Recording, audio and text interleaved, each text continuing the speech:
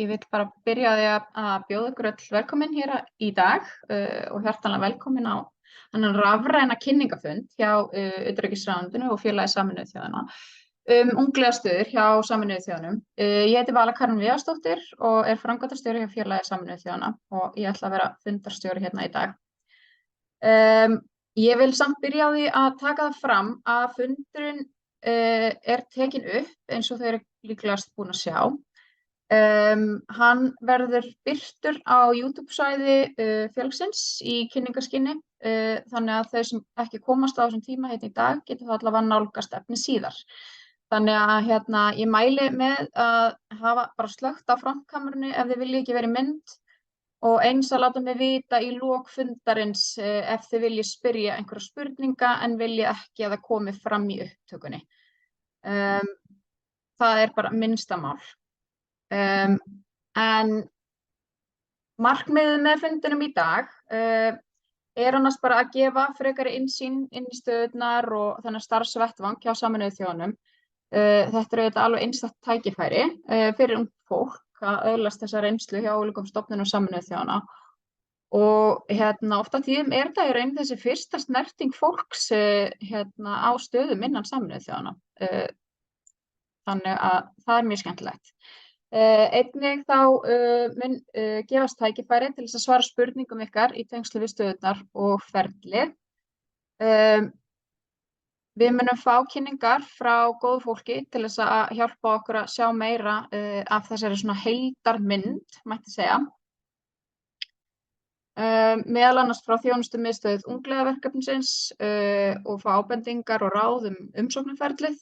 Við fáum að heyra frá núverandi ungliða hjá Matvælaaáætlun Sameinuðu þjóðanna, World Food Program. Einnig frá forstjórakonu nýs íslensks sendiráðs í Síerra Leóne og frá sérfræðingi ráðuneytisins sem kemur að ferlinu ráðuneytis megin frá í tengslu við umsóknirnar. Við áætlum að fundurinn verði rúmlega klukkutími, dagskráin er bara í léttari endanum og eftir að allir hafa lokið máli sínu hér í dag gefst tími fyrir spurningar. Endilega nýtið ykkur spjalli líka til þess að senda inn spurningar og ef að spurningin snýr að sérstakri stofnun eða ákveðinni stöðu, takið það þá fram og ég get þá líka spurt fyrir ykkur og við veitt ykkur svör undir lokin. En rétt áður en við byrjum að þá ætlar hann Oddur Ingi Nýborg sem er sérfræðingur hjá utanríkisráðuneytinu að fá að segja nokkur orð. Ég ætla bara að bjóða þér velkomin til þess að hefja mál þitt, Oddur. Já, takk fyrir það Vala og sæl öll. Velkomin á þennan kynningarfund. Bara örfá orð frá mér, Oddur heiti ég og er sérfræðingur á Þróunarskrifstofu utanríkisráðuneytisins. Við höldum sem sagt utan þessar ungliðastöður hjá okkur. Þannig að bara að renna örstutt yfir, þið hafið sjálfsagt þið sem eru hér eflaust séð hvaða 3 stöður eru í boði að þessu sinni, en það er ungliðastaða hjá Þróunaráætlun Sameinuðu þjóðanna, UNDP í hafmálum í Namibíu og svo er hjá Barnahjálp Sameinuðu þjóðanna UNICEF í Síerra Leóne og svo er staða á sviði kyn- og frjósemis heilbrigðis réttinda í Tansaníu. Og bara þessi praktísku atriði, fresturinn er eins og þið líka eflaust vitið 15. mars og bara örstutt ferlið að stöðurnar eru sem sagt opnar fyrir íslenska ríkisborgara 32 ára og yngri og þá er miðað við fæðingarár, þannig að það er þeir sem eru fæddir 1991 eða síðar. Og svo vil ég líka nefna að bara örstutt ferli á að sem sagt þið stendið umsóknir sem samanstanda þá af kynningarbréfi og útfylltri ferilskrá og þar biðjum við ykkur að fylla út sem sagt P11 eyðublað Sameinuðu þjóðanna sem er svona staðlað eyðublað til okkar á netfangið jpo@utn.is. Svo munum við hérna í ráðuneytinu taka við öllum umsóknum og fara svona fyrstu yfirferð og sendum síðan hérna áleiðis svona 5-6 sterkustu umsóknirnar fyrir hverja stöðu áfram til viðkomandi Sameinuðu þjóða stofnana og eftir það er ráðningarferlið alfarið í þeirra höndum. En allavega, ég ætla bara að nefna þessa örfáu hluti og endilega ekki hika við að spyrja spurninga hérna í lok fundar. Takk, aftur til þín, Vala. Takk fyrir þetta. Oddur, hérna, fyrsti liðurinn í dagskráni, eða svona, já, þriðji, svona eftir mér og Oddi, hún Lísa frá þjónustumiðstöð Ungliðaverkefnisins í Kaupmannahöfn. Þannig að ég ætla að skipta yfir ensku til þess að kynna hana inn. To introduce our first speaker on the agenda today, Lisa, she is a specialist at the JPO Center. She will give us an oversight on the application process and give tips and bits of advice. When she finishes, I think I will maybe open up for questions for her regarding the application process, and then we'll go on with our agenda and finish, as I said, with the questions at the end. But without further ado, I want to start by thanking Lisa Bjelle Andresen for being here with us today, and officially I give the floor to you. Thank you very much, and thank you very much for having me here today. I just want to say I was actually giving a few other talking points by Oddur, so I'm not fully talking to the points that you mentioned, but I can certainly talk a little bit about how to apply for the JPO program and some tips and tricks. I can certainly do that as well. Will you be sharing my presentation, or would you like me to? So you will do that perfectly. Yes, if you could maybe tell me when I have to go next, then, that would be great. Absolutely. So thank you very much for having me here today. It's really a pleasure to be able to present to possible JPOs with UNDP. We're super excited to be able to host an Icelandic JPO with UNDP Namibia, and it's always I want to say an honor when donor countries select UNDP to host our JPOs, because JPOs are indeed a very important source in UNDP. So if you could switch slides, please, or go to the next one. So very briefly about UNDP, and to be honest, when I joined UNDP, whenever I was asked, so what does UNDP do, I always struggled a little, because if you think of UNICEF or WHO, you can instantly say what it is they do. But the UNDP mandate is very broad. It's really the development arm of the UN, and we work within so many different arenas. But UNDP in brief, basically we employ more than 20,000 people, and we work in more than 170 countries, being both country offices or regional offices or headquarters. And if you look at the scope of our work, now we call it signature solutions, but I would just say, so what do we actually do? First of all, obviously, reduction of poverty, also one of the main SDGs to work within. We work with good governance, so setting up government structures, working on human rights, working with civil society in this. Resilience, we support the country offices in building resilience to various crises or shocks that this could be natural disasters, things like that. Obviously, climate is huge on the agenda today, and this is also the case in UNDP. And often you'll see environment and energy sort of linked in together with gender. It could be linked in together with governance. So even though we have these very sort of, diverse pillars, you can say, they're all interlinked in the work that you do.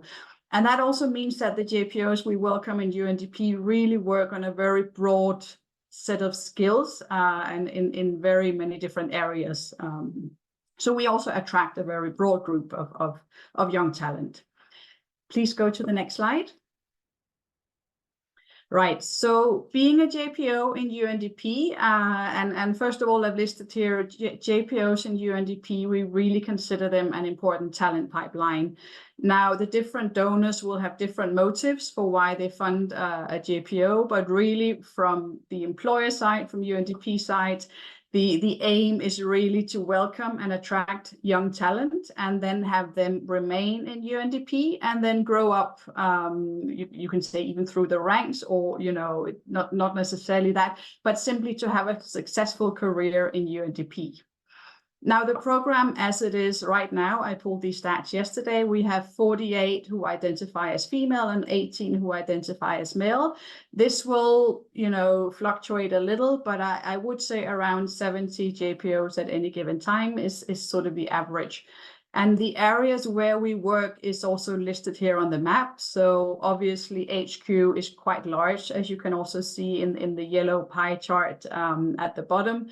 And then really what you see is not necessarily UNDP priorities, but it's mainly the priorities of the donor countries, because it is the donor together with UNDP who will decide where we place the JPO. So naturally, Africa is a huge target for JPOs. And Europe as well, and that's also because we have headquarters in Copenhagen and Geneva, and then we have all the former Yugoslav states who also benefit a lot from JPOs. And then again, most importantly, when we talk about JPOs and UNDP's sort of, you can say our aim in having JPOs is really about the pipeline and retention. And the retention is actually quite good. And it's always interesting when we see people moving up through the rank, or we have a new director who's being appointed, very often they will actually be a former JPO. So right now, the HR director in UNDP is a former JPO. The head of our crisis bureau in New York is also a former JPO. So this is really a wonderful entry point into UNDP if you wish to start a career. I've also listed the numbers here. So basically 54% out of former JPOs are still working in the UN system or employed by UNDP or affiliated funds and programs. So it's not necessarily only in UNDP when we talk about retention, it's actually across the UN system. The next slide, please. Oh, you need to tap again. And you can just put all four. Yes, please. Perfect. So really, if you become selected for a JPO position in UNDP, what can you expect in terms of learning and training? And here we like to see it as sort of, you know, with a holistic approach. So here we talk about onboarding. You have a process of perceptual discovery. You may face complexity. And then, of course, towards the end of your assignment, we talk about career fertilization. So let me just briefly touch upon what we actually mean by this. So if you could do the next slide, please. Perfect. So if we sort of split it into those four groups again, so when you join as a UNDP, of course, or sorry, as a JPO, you'll go through an onboarding process. So we'll do a briefing with you. You will be paired with a local body in the country office. So you have somebody who, and this is not focused on the work, but this is simply any good cafes, where do I find coffee in the office? And really, so you have that more sort of a friendly go-to person, you can say, when you arrive in the office. We'll be supporting you in your collaboration with your supervisor if you need so, but we will give you tips on, you know, what you need to do. You need to set up various meetings and all that. But really, the onboarding is also very much about the JPO connecting with the supervisor. And then also just what does it mean to work as an international civil servant? What does that entail? What do I need to be aware of? All this we will, you know, talk to you about in the onboarding process when you join as a JPO. Then the next phase the JPO will normally go through is really sort of discovering what is the country I'm based in now, what is the culture of UNDP, and here we can also team you up with a mentor if you have the need for this. And I want to say some of these things, it's fully voluntary. It's not something every JPO goes through, but it's very much what's needed for you if you join. We also offer master classes that you can join on different topics. And then we do these global coffee roulettes. And this is really coffee gets together online with other JPOs. And we do these regularly. And this is simply if you'd like to connect with other JPOs, hear how they're doing. Maybe you have a very specific question about how to deal with something, but you're not comfortable asking in the office, then you can ask a fellow JPO those questions. We also have a customized LinkedIn learning path on LinkedIn that you'll have access to. And then, of course, it's simply also about, developing your own skill set. And for this, you would also have the learning budget called the DTTA. And this is a lump sum amount that's funded by each donor, where you can set up your own learning activities, which is such a I always say it's a fantastic perk of the JPO program, and not available to any other staff in the UN. Then we also understand at some point you may face complexity. We always talk about this honeymoon period when we start doing something new. Everything is new and exciting. And then at some point, maybe it gets a little tricky. Maybe you're just sort of starting to see a bit of the hardship that may also be. And this is actually at the time where we host a virtual this is called the UNDP Program Policies and Operations Workshop. So it's split in two. So we have 1 week virtual and then 1 week in New York where we put together all the new JPOs that have hired. And this is really done also to create a network for you, but also just to share experiences. And then, of course, also hear about sort of the subject, the substance of UNDP. And we have all the subject matter experts in New York. So this is usually a fantastic opportunity, both in terms of learning and networking. And then it's also about you just, establishing yourself in your role and, finding your work-life balance in your duty station. And we can also come in with help if you need that.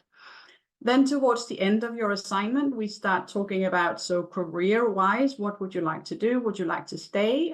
Should we, help you with your applications? We cannot find a job for you, but we can help you in your search. So we will do master classes on career fertilization as well.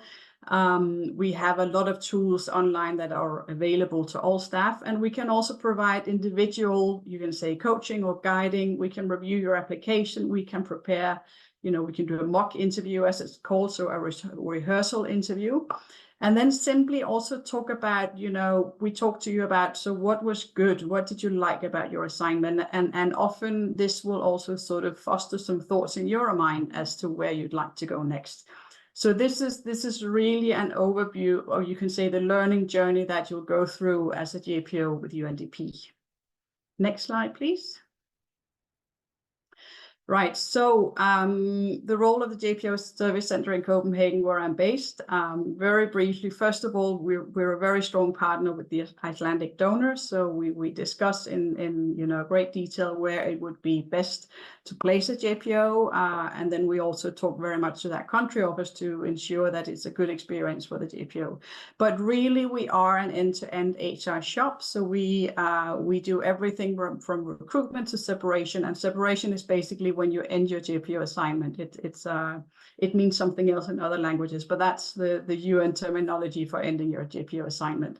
And what is really unique about the JPO Service Center is that the UNDP JPO would get a designated HR focal point. So you would have a go-to person for your HR queries. I've also put mental health support, and that can sound quite serious, but really sometimes we find that JPOs, they just need somebody to talk to, maybe to vent a little, and then we can give some input. We've done this for many years, so we do know what JPOs go through. So it's not necessarily that this is a major issue, but just to say we're here to listen if that is needed. And then lastly, of course, we also provide the career support that I mentioned earlier, and this is also a very important element of the job that we do here from Copenhagen. Lastly, if I can ask you to go to the last slide. This is just in case you'd like to connect further with us. We have different platforms where we're quite active. Especially, I would recommend to go to our LinkedIn page. It's I think, and I know my colleague is very proud of that, I think it's the biggest UN page on LinkedIn to date. So please connect with us and follow us and keep track of this. And then this was actually my last slide. I don't know, should I take 2 minutes just to talk about the application process? Would that be okay? I think that would be fantastic. Thank you. Okay, absolutely. So basically, when you apply in UNDP for a JPO position, you have to fill in, we call it the P11, and this is this very I would almost say crazy form where you have to put in all your details. And this is really the main document that we look at. So this is the one you should start with. And you don't want to do a CV. We have to have the P11. So this is sort of the application form. And I'm sure it's listed alongside with the vacancy announcement.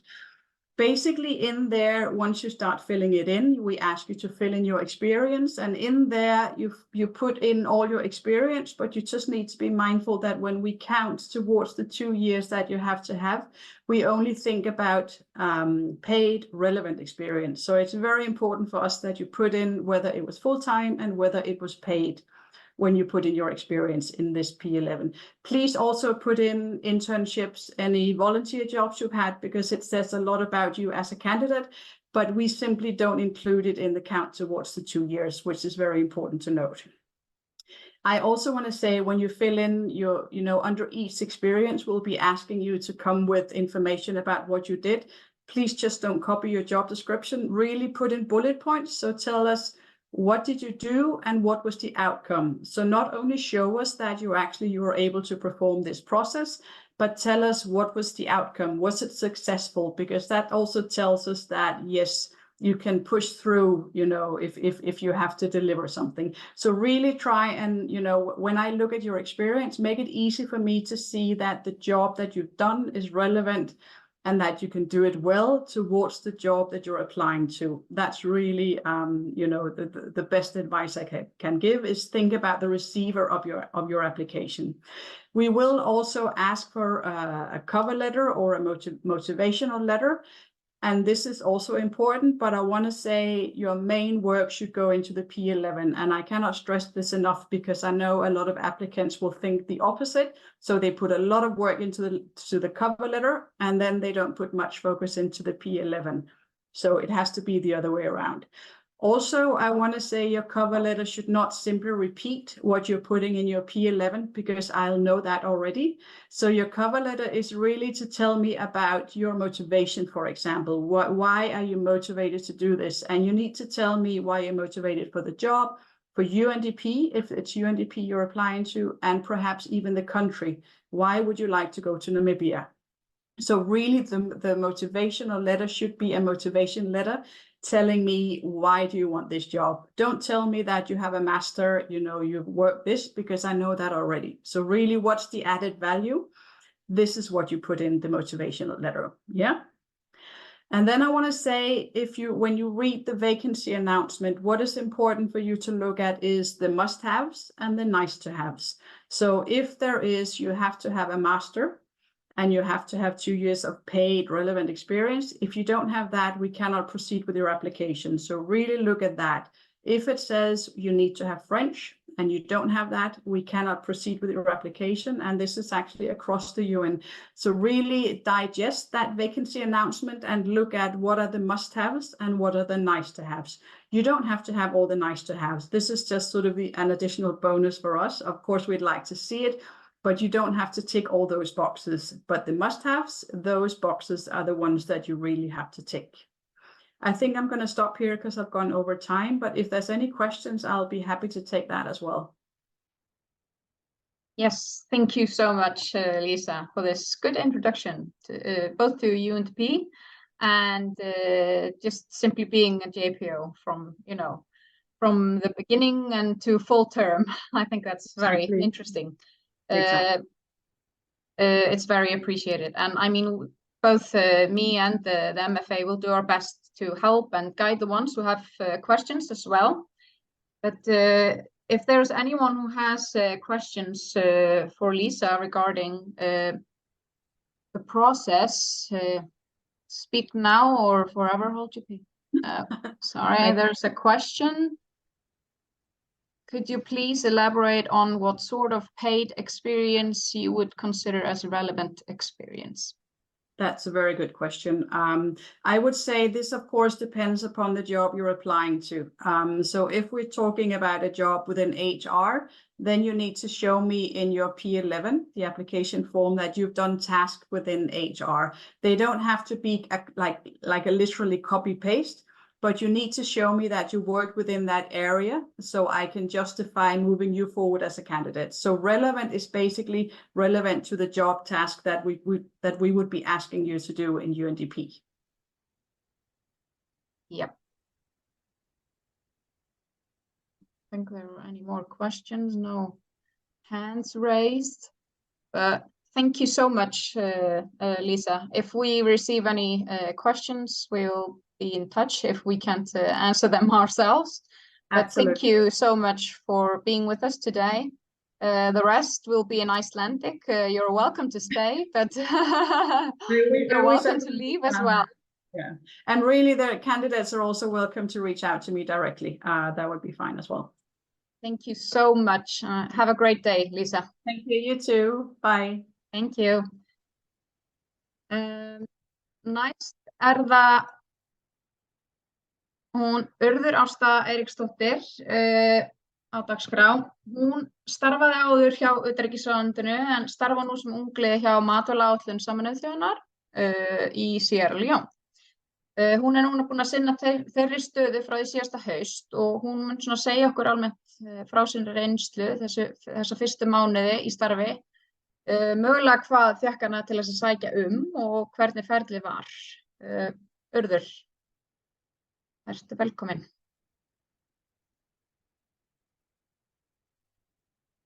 Já, hæ, takk. Takk fyrir, Svala. Heyrir allt í lagi með það ekki?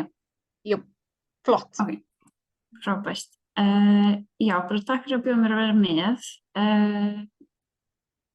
Á ég að setja glærurnar? Já, ok. Þannig að, já, ég ætla bara að reyna að hafa þetta stutt. Ég alveg bara með myndir til þess að snýma það svona frá.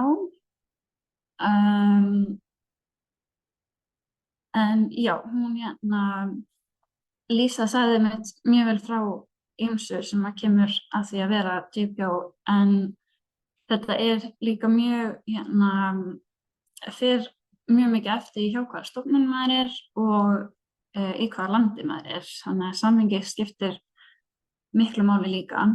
Og ég sjálf sótti af því að ég hafði bara vitað að þetta væri í rauninni og þetta ótrúlega dýrmætt tækifæri og verðmæt reynsla sem maður fær út úr þessu og ég hafði vitað að þetta væri svona í rauninni besti aðgangspunkturinn, svona entry point eins og hún segir, að starfi hjá Sameinuðu þjóðunum og líka bara starfi á alþjóða vettvangi bursi frá Sameinuðu þjóðunum og þeirra stofnunum.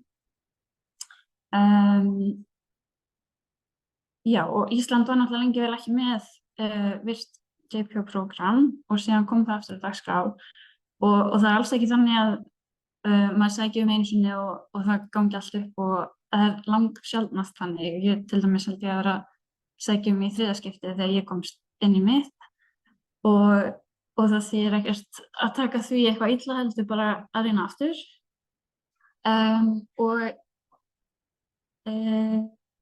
Já. Og við erum til dæmis eins og maður segja hjá Matvælaaáætluninni þá erum við með svona JPO unit sem fyrir okkur og þau halda svolítið svona utanum af því að ef maður á landaskrifstofu sérstaklega öðruvísi ef maður á svona regional bureau þá minni tenging við svona HQ og þú svolítið svona í samhengi landsins og því sem þú að gera á vettvangi. Og þetta eru svona field offices, eða þú veist, þetta kallað það, þannig að maður á að vera svolítið svona á vettvangi og þannig að maður fær samt svona utanumhald frá þeim, bæði þú veist í regional bureau og í HQ þar sem þessi JPO unit eins og hjá okkur. Og já, ég myndi segja bara að þetta eru ótrúlega góð tækifæri fyrir fólk sem hefur einhvern áhuga á Sameinuðu þjóðunum eða þeirra stofnunum og líka bara störfum á alþjóða vettvangi að þetta opnar á svo margt og já, mikilvægt þú veist í ferlinu að draga fram allt sem maður hefur fram að færa og þekkingu og reynslu og þá sérstaklega ef maður hefur eitthvað sem er alveg tengt vettvangi starfsins eða samhengi landsins eins og ég hafði verið hérna áður þannig að ég held að það hafi alveg haft mikið að segja að ég hafi verið valin í þetta starf þannig að það svolítið sérstakt fyrir TPO-reyndar að því að langoftast þá kemur fólk og að búa í fyrsta skipti á staðnum þar sem það á en ég hafi búið hérna áður og þannig að ég held að það hafi náttúrulega bara í rauninni kosti en það breytir svona aðeins samhenginu þannig að já, það bara mikilvægt einmitt líka að lesa vel fyrirmælin í öllu ferlinu. Þetta getur verið langt og strangt ferli rauninni sem skiptir sér tvennt. Það bara svona byrjunarparturinn sem hjá í gegnum ráðuneytið á Ísland og síðan tekur við alvöru ferlið og og þetta getur alveg verið mikið en maður þarf að passa sig bara að fylgja öllum fyrirmælum rosalega vel fara einmitt eftir því sem sagt og gefa bara eins mikla svona detaila og hægt og auðvitað skilst á réttum tíma og því fyrr sem að maður skilar gögnum eða því sem óskað eftir því svona auðveldara og fljótara gengur oft ferlið já, þú mátt skipta held ég bara á næstu glæru og ég held einmitt að þetta sé eitthvað sem að skipti máli fyrir framtíðina í rauninni bara þetta svona verðmæt reynsla og allir sem að ég þekki sem hafa farið í gegnum DPO-prógrammið hvort sem að þið verða áfram innan Sameinuðu þjóðanna sinnar stofnunar eða færast í annað land þetta rosalega verðmæt reynsla og getur nýst í öllu bara. Þetta svo þetta held ég fyrir langflesta mjög þroskandi og þú lærir bara rosalega mikið þannig að hvort sem að fólk ætlar að halda áfram fara í eitthvað lengra nám, fara út í rannsóknir, vera hjá UN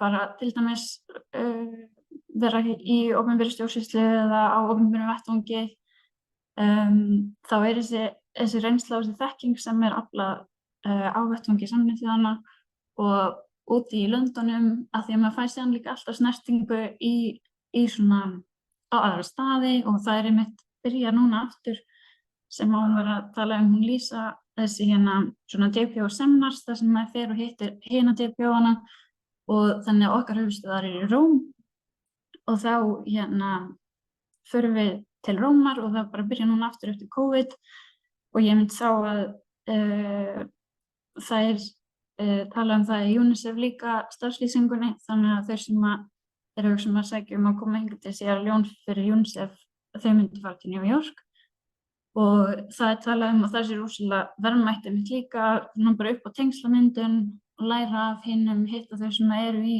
höfuðstöðvunum og læra einmitt stofnunina út frá því og hitta allt þetta fólk sem oft bara það mikilvægast að það sem maður læri mest af bara já, að hitta fólkið og vera áhugasamur þannig að ég held að það skiptir mjög miklu máli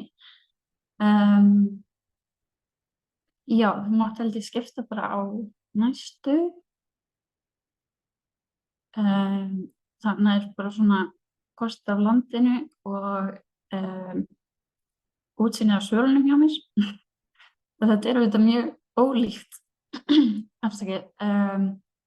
Íslandi og allir þessi staðir hvort sem að fólk að sækja í Tansaníu, Namibíu eða Síerra Leóne en ef fólk hefur verið eitthvað á þessum stöðum jafnvel bara á svipuðu svæði eða í álfunni yfir höfuð og verið að vinna við eitthvað að gera eitthvað sem skiptir máli eða eins og hún sagði áðan að taka alls svoleiðis fram af því að það getur skipt miklu máli fyrir þetta eftir starfinu og svona því sem á að gera hvort að, eða svona upp á hvaða marki, en oftast þá allt svoleiðis og sýnir líka bara áhuga og sýnir að fólk hefur verið svona aktíft og hefur og sýna einmitt allan áhuga sem maður hefur á landinu, bara fræða sig hvort sem maður hefur verið þar áður eða ekki, bara sýna að maður viti og kunna afla sér upplýsinga og kunna vera svolítið svona sjálfstæður, að því að það skiptir líka alveg miklu máli að bara að svona gera og græja og redda sér þannig að ég held einmitt að flestar stofnanir og landaskrifstofur kunni mjög vel að meta það þegar ungir starfskraftar koma inn og við erum álitin mjög svona verðmæt fyrir þau líka. Eins og hún einmitt Lísa sagði líka að löndin svona þau fá okkur í sína þjónustu eða skrifstofunar í löndunum og þetta þykir mjög flott að fá DPO af því að þetta eru fólk sem að hafa reynslu og eru mjög svona metnaðarfull, langar að gera eitthvað gott og gaman og ég held að oftast þetta mikil svona auður fyrir þau líka af því að þetta þetta svona þannig sett upp að þetta svona næstu eins og gjöf, það verið að gefa í rauninni landsskrifstofu svona starfskraft sem að oftast mikils virði á skrifstofunum eftir því sem ég skil og þannig að það oft mjög mikils metið, þannig að maður svona eins og hún sagði líka að það alls konar svona sem þú ferði gegnum eftir þú kannski kemur á skrifstofuna og það fyrst kannski ákveðin viðbrögð sem þú færð og svo kannski breytist það aðeins og maður þarf svona aðeins að gíra sig inn á vinnumenninguna ekki bara það er ekki bara menning landsins og svona staðarins sem skiptir máli, heldur líka með stofnunarinnar og hvernig bara skrifstofan vinnur. Þannig að ég held að ég segi þetta bara gott nema að sé einhverjar spurningar eða eitthvað sem að var óskýrt. Nei, bara takk kærlega fyrir þetta. Það er gaman að heyra þig tala lífið í Síerra Leóne sem hlýtur að vera mjög dásamlegt svona með að það að þú ert ekki þarna í fyrsta skipti. Ég gef mér það. Já, þetta er mjög gaman. Já, en líka bara mikilvægt að ræða með það, þetta snýst ekki bara, maður að fara í eitthvað nýtt land, það er ný staða og það er alls konar mismunandi menning, ekki bara menning staðarins, heldur líka bara vinnustaðarins og þetta er bara ferli en skemmtilegt og svona ekki til að svona rómantisera þetta ómikið, það eru ótrúlega miklar áskoranir líka, maður þarf alveg að geta staðið í lappirnar þannig að og oft ég held það skiptir eiginlega ekki öllu máli hvar maður heldur bara það er alltaf eitthvað sem kemur upp á og nýtt vinnuumhverfi, nýtt land og eitthvað svona alls konar sem krefjandi. Algjörlega, þetta er bara spurning hvernig maður tæklar það ekki?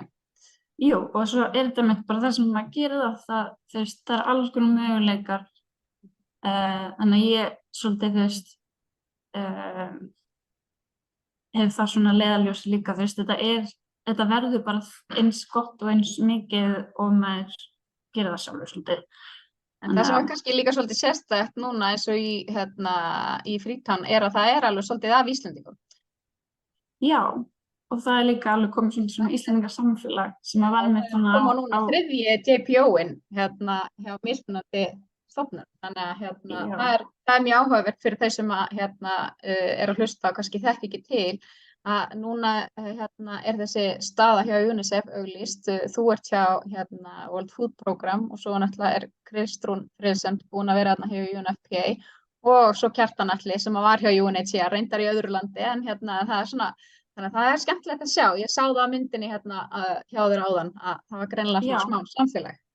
Já, og svo Áróra náttúrulega sem að ég byrjaði hjá og þeir með fjölskyldu og Ásdís og þau öll, þannig að það er alveg svolítið svona samfélag, það kemur fólki óvart hvað eru margir Íslendingar hérna með hvað við erum eitthvað lítil, þá erum við ótrúlega stór hér. Já, einmitt. Bara takk kærlega fyrir þetta, Ásta, og Já.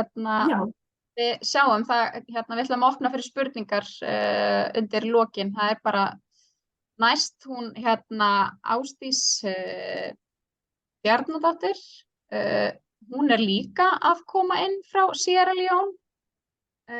Hún er forstöðumaður á sendiskrifstofunni í Freetown.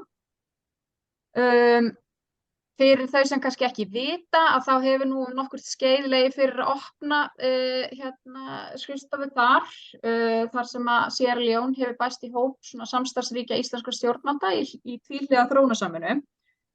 Og stjórnvöld á Íslandi hafa unnið náið með bæði UNICEF og UNFPA í ákveðnum verkefnum þar í landi sem verður gaman að heyra meira frá henni Ásdísi og hvernig það gengur fyrir sig. Ásdís, vertu innilega velkomin og gjörðu svo vel. Já, takk fyrir og takk fyrir að bjóða mér að vera með ykkur. Ásta fór reyndar líka vel yfir þetta, aðeins svona innsýn í hvernig að búa hér í Freetown. En kannski ég byrja bara aðeins á að segja frá hvar við erum með sendiskrifstofuna og verkefnin og svo kannski tala ég aðeins svona daglegt líf og meira praktíska hluti, bara að vera útlendingur hér Íslendingur í landinu. Ég kom sem sagt hingað með fjölskylduna mína upp úr miðjum september og útsend frá utanríkisráðuneytinu ásamt einum öðrum starfsmanni, honum Kjartani Atla, sem var áður JPO í Suður-Súdan. Þannig að við erum tvö hér útsend að vinna í því að setja upp sendiráð sem nú ekki lítið verk. Svona alla jafna væri það held ég stórt verk en hér þar sem hlutirnir ganga kannski ekki alveg á þeim hraða og með þeirri skilvirkni sem við erum vön að heiman þá sko maður þarf og ég held að þetta sé reyndar svona bara eigi við allt sem maður að gera hér í Síerra Leóne og svo sem held ég víðar, ég þekki náttúrulega ekki til í Tansaníu og Namibíu en get ímynda mér að maður verður að vera tilbúin að breyta kúrs. Hlutirnir, maður með voða fín plön, við heldum við gætum opnað svona einhvern tímann bara, þetta tækir 3 mánuði kannski að rykka upp skrifstofu og svoleiðis en við erum sem sagt ennþá að vinna í því að koma okkur upp vinnuaðstöðu, svona formlegri vinnuaðstöðu. Við erum auðvitað með afdreif þar sem við getum setið við tölvurnar okkar og erum reyndar aðeins að færast áfram núna. Þetta spennandi, við erum að byrja að ráða innlent starfsfólk, auglistum núna fyrir mánuðinum, þannig að við tvö förum vonandi að stækka, þannig að teymið fer að stækka. Og við erum í rauninni að svona meðfram því að sinna þessu praktísku hlutum sem felast í því að reyna að opna skrifstofu. Þetta alveg það fjölbreytt að við erum að reyna að finna út hvar hægt að kaupa góða skúringamoppur, peningaskápa og svo hlaupa í betri föt og fara á fundi í ráðuneytunum.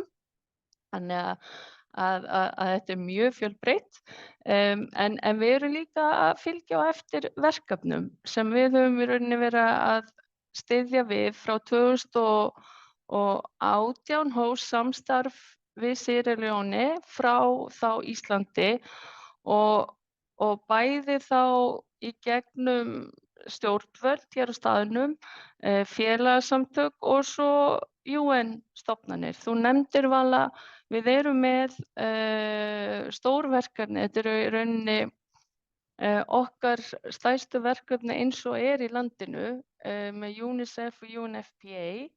Ég kannski segja ykkur bara svona stutt frá þeim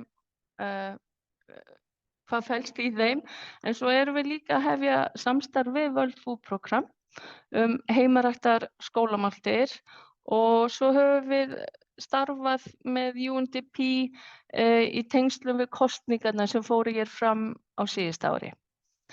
En auðvitað styður allt þetta samstarf við okkar stefnu í alþjóðlegri þróunarsamvinnu sem starfsemin hér hvílir á og þetta líka við sjáum svona samlegðar áhrif í þegar við erum með ákveðna fjárfestingu og hvað ég segja svona engagement með stofnunum hér í landinu í tvíhliða, þá er þetta að fá ykkur unga sérfræðinga frá Íslandi til að vera inn á stofnununum og veita þeim þá stuðning á ákveðnum sviðum og við í okkar fókusurum verkefnum, þetta vinnur allt saman. Við svona sjáum að þetta hefur ákveðin margfeldis áhrif. Þannig að svo hjá UNICEF þá er Ísland í rauninni stærsti samstarfsaðilinn í landinu á sviði vatns og hreinlætis. Við byrjum með svona, hvað ég segja, smærra verkefni, það var í 3 sjávarbyggðum, 3 þorpum, reyndar búið að vera framleitt oft af því að aftur að þessu það gengur ekki allt samkvæmt áætlun, þannig að við erum að klára, þarna byrjuðum við 2019 en svo á síðasta ári þá var þetta verkefni skalað upp og núna ætlum við að fara í 16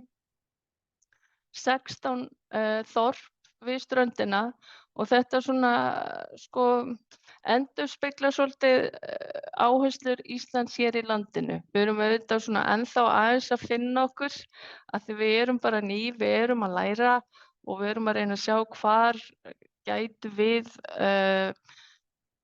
bætt mestu við þá, hvað ég segja, þá svona viðleitni og þau verkefni sem eru nú þegar í gangi. Þannig að strandbyggðirnar virðast vera jaðarsettar, það eru ekki margir að vinna þar og okkur hefur verið tekið vel hér bæði af stjórnvöldum og bara fólkinu út í samfélagunum af því að þarna eru ekkit aragrúi framlagsríkja eða að samtaka að vinna og fókusinn hjá okkur verður dálítið þar. Og eins og ég segi, já, með UNICEF þá erum við að halda áfram þessu vatns- og hreinlætisverkefni sem felst aðallega í að bæta aðgengi að hreinu og öruggu vatni þá við löndunastöðvar af því að við höfum líka annað augað á fiskinum, við sjáum ákveðin tækifæri í að geta kannski stutt við stjórnvöld að nýta betur þessa fiskiauðlind og grunnforsenda þar er að hafa hreint vatn til að vinna fiskinn í, en svo líka verið að veita vatni í grunnskóla og á heilbrigðisstofnanir.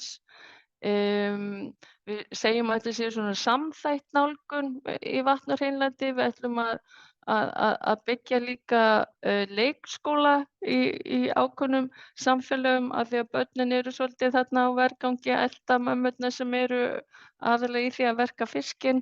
Við setjum upp sólarlýsingu við almenningssalerni og við löndunastöðvar. Þannig að það er svona ýmislegt fleira í þessu verkefni en bara vatn og hreinlæti. Og þetta er samstarf eins og ég segi sem hófst á síðasta ári og mun þetta 5 ára verkefni. Við erum líka með UNFPA með stórt verkefni, 5 ára verkefni sem hófst 22 og það er á sviði fæðingarfistils. Það er svona kvilli sem er mjög algengur hér. Konur þjást oft á honum eftir barnsburð, gjarnan unga stúlkur, það eru bara líkaminn ekki nægilega þroskaður til að standa í barnsburði og þær hafa ekki fengið viðeigandi heilbrigðisþjónustu til að koma í veg fyrir að þessi kvilli raungerist og við sjáum þetta sem mannréttinda og jafnréttisverkefni. Þetta eru jaðarsettu stúlkurnar og konurnar af því að það leika bæði þvægi og saur, fyrstillinn getur valdið því, þannig að það eru oft útskúfaðir í sínum samfélögum og Ísland svona fór af stað líka með lítið tilraunaverkefni með UNFPA 2020, sáum að það engin annar hér í landinu beint að styðja svona markvisst við þetta, þannig að við vildum bara reyna að vera metnaðarfull og vinna því að styðja við stjórnvöld að útrýma þessu vandamáli, en það, já, við erum svona kannski hálfu með verkefni og það nú svona ýmsar áskoranir og ég held og lærdómur sem að koma út af þessu, en verkefni snýst þess að það ekki bara að bjóða upp að aðgerðir þar sem þessi kvilli lagaður, heldur líka í rauninni endurhæfingu eftir aðgerð þá þjálfun fyrir stúlkurnar til að geta sér farborða og svo líka alveg massa vitundarvakning út í samfélaginu til að reyna að koma í veg fyrir að þetta gerist. Þannig að þetta eru kannski svona helstu verkefnin sem í gangi núna. Við sjáum auðvitað með því að vera komin hingað á staðinn, þá ætlum við að auka samstarf í landinu og kannski líka aðeins að reyna að víkka út samstarfsaðila púlíuna. Það var svona á margan hátt þægilegt meðan við vorum að reka verkefni frá Íslandi að vinna í gegnum Sameinuðu þjóða stofnanir og auðvitað eru þær mjög mikilvægur framkvæmdaaðili hér í landinu. Síerra Leóne, kannski eins og þið vitið, það var blóðugt borgarastríð hér og svo ebola, þannig að það svolítið lengi búin að vera í þessum mannúðarfasa og ekki alveg svona þetta transition svo yfir í þróunarsamvinnu, það þarna einhvers þar á milli. Þannig að það eru ótrúlega líka margir svona mannúðaaktorar ennþá að vinna hérna. En nú ég búin að tala allt of lengi, ég bara örstundum. Þetta var bara mjög áhugavert. Já, kannski bara örstutt daglega lífið. Já, og fyrirgefðu, svo ég bara gleymi ekki, ég að tala núna hérna út frá tvíhliða, en við erum auðvitað að vinna líka gegnum 3 íslensk félagasamtök hér í landinu. Það eru Aurora Foundation sem Urður Ásta nefndi, það Rauði kross Íslands að styðja við trjáræktunarverkefni hér og svo Barnahjálp, svona child protection verkefni í einu strandhéraði. Þannig að við fylgjum því líka á eftir en við, eins og ég segi, við erum bara svona rétt að koma okkur á stað. En já, daglega lífið, ég hérna með eiginmann og 7 ára son sem hafði reyndar, við vorum á Sri Lanka þegar hann unga barn og flytni til Íslands þegar hann eins og hálfs árs eða 2 ára en hann man bara eftir Íslandi og hann ólst upp í Hveragerði þar sem mjög svona barnvænt og öruggt umhverfi, mikið frelsi, þannig að þetta eru vissulega búin að vera viðbrigði að koma hingað. Freetown þetta borg, hún mjög lífleg, það svolítið kaos hérna, farartækin eru alls konar og fólk keyrir ekkert endilega á svona tilætluðum akreinum. Þannig að maður sendir ekki barnið sitt út að hjóla eða eitthvað svoleiðis. Það maður svolítið í því að skutla í skólann og svo það líka mjög heitt hérna, loftslagið það heitt og rakt, þannig að það kannski ekki að vera jafn mikið úti að leika á Íslandi. En það sem að hér eru gullfallegar strendur ekki langt frá borginni, þannig að þeir sem ég held að okkur sem Íslendingum, okkur finnst öllum gott að fá svolítið D-vitamin, að það stutt að fara og fólk hérna gerir það mikið helgar. Það kannski ekki mikið græn svæði í sjálfri borginni en þá keyrir maður svona niður á strönd og þar hægt að busla í sjónum og kaupa sér eitthvað að borða. Svona kannski bara með infrastruktúr þetta ekki eins og vegum að venjast frá Íslandi. Hér alveg getur verið áskorun að fá stöðugt rafmagn og nóg vatn. Þannig að maður þarf líka bara að vera svona opin og tilbúin í að það gangi ekki alltaf allt eftir áætlun. En fólki hérna almennt hlýtt og það svona, ég myndi segja að væru góðir einhvern veginn svona straumar í borginni. Og eins og Urður kom inn að það lítill Íslendingahópur hérna, við erum tæplega 10 og við reynum að hittast svona öðru hvoru, fara í pizzu eða eitthvað svoleiðis. En annað bara, já, þú veist, það alveg svona bara endilega að spurja, þú veist, að ég náttúrulega veit ekki hvort að hverjir að hugsa UNICEF-stöðuna hér, en ég get allan að sagt að reynsla okkar af því að starfa með UNICEF hér í landinu ofsalega góð.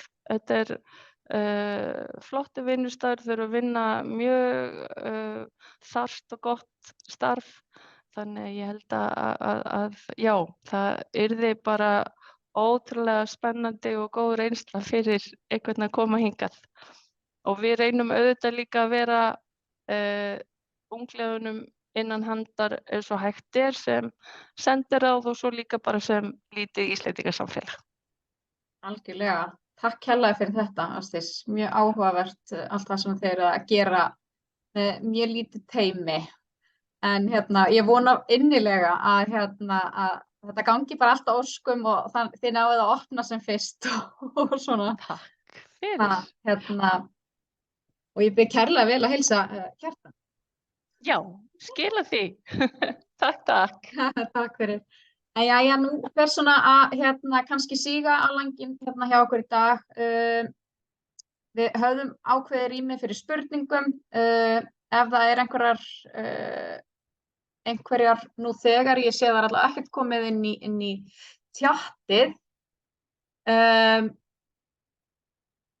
Eru einhverjar spurningar úr sal?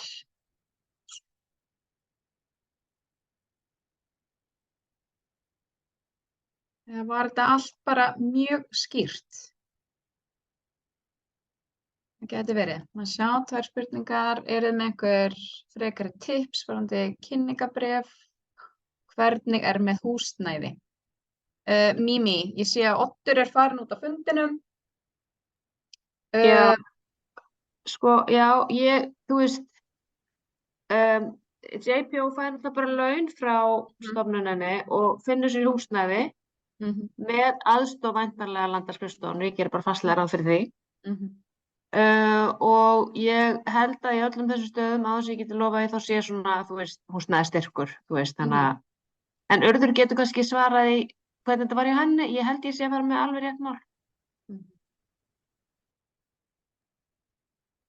Já, þetta bara frekar rétt. Það svona styrkur hjá okkur, en það þú þarft að vera að leigja fyrir meira en held ég $1.200 á mánuði og sækja það þá sérstaklega, þannig að og þá ferðu 80% af því sem fyrir ofan það mark. Þannig að, en þú veist, mér fannst alveg, getur alveg verið auðvelt líka að finna eitthvað fyrir neðan og sumarskrifstofur líka með svona þak, þannig að þú getur ekki bara fundið eitthvað ógeðslega dýrt. En já, það bara hafa samband við fólk á skrifstofuna og eitthvað svoleiðis. Urður, ertu með eitthvað tips fyrir kynningarbréf? Já. Svona að því þú ert nýlega búin að standa í þessu, eða svona, tilþjóðar. Sko, já, ég mjög sammála held ég bara því sem hún Lísa var að segja og það sem að ég svona kannski bæði upplifað og fólk hefur sagt frá mér, þau sem hafa verið að kannski ráða líka sjálf fólk, bæði hjá stofnunum hérna og annars staðar, eða þú veist, það rosalega misjafnt hvað þetta bréf skiptir miklu máli og oft fólk að stressa sig yfir því að, þú veist, skrifa það voða vel og gera eitthvað voða fínt og eins og í þessu, þá það bara þetta form sem að skiptir eiginlega bara öllu máli. Þú þarf bara að setja allt sem hægt og segja vel frá og svo, þú veist, hitt bara aukaatriði, eins og hún sagði eiginlega. Þú veist, maður þarf alveg að skrifa gott bréf og það bara mikilvægt að það sé svolítið svona skýrt og komið fram með eitthvað svolítið svona skemmtilegt held ég, eða þú veist, af því að allt þetta svona gagnlega sem svona krítískt og mikilvægt það á að vera í forminu og hitt meira bara svona til að bæta aðeins ofan á, svona kannski meira persónulegt. Akkurat. Já, ekki að lista upp hlutina sem eru nú þegar í, þú veist, fjallu heldur áttu, þú veist, átt að vera að reyna meira svona kjöt einhvern veginn á beinin. Já, algjörlega, meira svona að reyna að ná til fólks kannski og sína það að einhver karakter og svona. Algjörlega. Það kom spurning varðandi hversu oft það eru auglýstar stöður. Þetta er núna í rauninni búið að vera árlegt. Þetta er hvað, 3. ári í röð við stefnum á því, Já. Einmitt, að vera með árlega alltaf. Þú veist, að því okkur finnst alveg frábært að vera með JPO í þessum, sérstaklega í áherslustofnunum okkar og bara víða og við viljum líka fjölga fólki á Íslandi sem að sem sagt með reynslu úr þróunarsamvinnu, því að okkur vantar síðan alltaf fólki í ráðuneyti seinna meir eftir einhver ár og svona. Þetta er líka liður, ekki bara, auðvitað er það mikilvægt, að styrkja stofnanirnar, þarf líka að styrkja svolítið samfélagið hérna heima sem hefur reynslu af þessu. Já, algjörlega. Auka þekkingu og svona. Það er bara mjög mikilvægt. En það hafa verið, til þess að kannski gefa aðeins meiri innhaldi þessa spurningu, þá hafa þetta verið núna 3 stöður sem hafa verið auglýstar núna þetta 3. ári í röð. Þannig að en þetta var prógram sem var áður, þetta tók nokkra ára pásu í rauninni, sko. En hefur allavega gengið vel og ég held að sé eiginlega flest allir sem hafa farið í þessar stöður segja að þetta hafi bara verið frábært tækifæri. Kannski alveg ótengd spurning, en verður opið fyrir starfsnemastöður í utanríkisráðuneytinu á næstunni? Já, ég held að það eigi að auglýsa við höfum verið að auglýsa yfirleitt í apríl, sko. Já, sem sagt þá er fólk að fara svona ágúst, september eitthvað svoleiðis.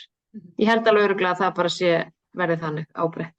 Ég veit ekki hvað margar með ákveðin skrifstofa með neitt, en það er venjan. Það er náttúrulega líka góður stökkpallur, sko. Enda alveg einhverjir ungliðar sem eru núna að starfa hjá Sameinuðu þjóðunum sem hafa byrjað sem starfsnemar í utanríkisráðuneytinu. Að því yfirleitt við erum náttúrulega svo lítil púlja fólki, þannig að yfirleitt er þetta fólk sem hefur áhuga á sem alþjóðamálum sem fer þangað. En mér sýnist allavega ekki vera neina fleiri spurningar í bili. En ekki hika við að senda bæði á ráðuneytið og það er alltaf opnað dyr hjá félagi Sameinuðu þjóðanna líka. Og það komið svar hérna. Það voru auglýst í mars. Takk fyrir þetta, Björg. En það er kannski engin ástæða til þess að hafa fundinn lengri. Hann mun fara á internetið eftir hádegið og ef það er einhver sem vill ekki að spurningarnar komi fram, þá er hægt að tvíka það til og taka það út. En já, það er svo sannarlega hægt að taka fjölskyldu með og það er kannski líka svolítið vinkillinn sem Ásdís Bjarnadóttir var að fara svolítið yfir áðan. Ekki bara sendi skrifstofumegin frá heldur, þá eru nokkrir ungliðar sem eru úti núna, sem eru búin að vera úti meira þess að í einhver tíma sem eru með fjölskyldur og ég held, ég veit ekki alveg hvernig prósentan er mými, en það er alveg örugglega, það er örugglega alltaf einn af þessum 3 eða 2 sem eru með fjölskyldu eða með börn. Já, ég held að sé alveg þannig. Já, og þú veist, og það bara á alls ekki að, það hefur allavega alls ekki stoppað þetta fólk og ætti alls ekki að stoppa neitt annan. Þetta er bara frábært tækifæri fyrir alla fjölskylduna að prófa að upplifa búa í nýju landi og allt það, allt því fylgir. Það er alltaf krefjandi að fara í nýjar aðstæður, en ég held að verðlaunin séu margfalt meiri heldur en erfiðleikarnir sem maður kannski gengur í gegnum. Og ég tala sjálfa reynslu þrátt fyrir að hafa ekki verið JPO. En það er mjög gefandi og það er bara alls ekki, við bara hvetjum ykkur öll til þess að sem hafi áhuga að sækja og alls ekki láta það stoppa ykkur. En ég var búin að sjá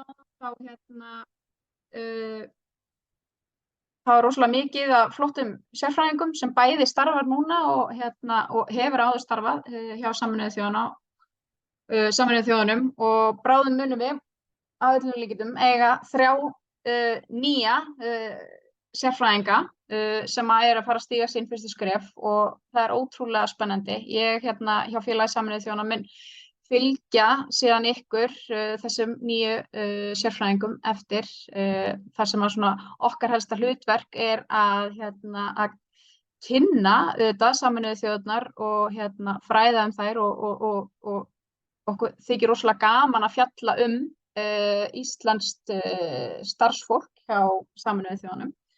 Okkur finnst það mjög áhugavert og ég vona að ykkur finnst það líka og það hefur yfirleitt verið tekið mjög vel í það.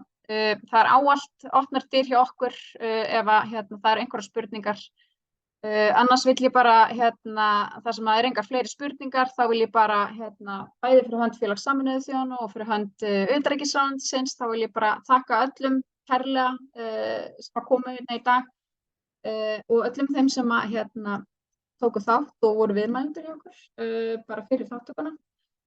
Og bara gangi ykkur öllum ótrúlega vel í umsóknarferlinu og eins og segja, ekki hika við að vera í sambandi bara ef það eru með einhverjar spurningar, stórar eða smáar. Takk fyrir og gangi ykkur vel.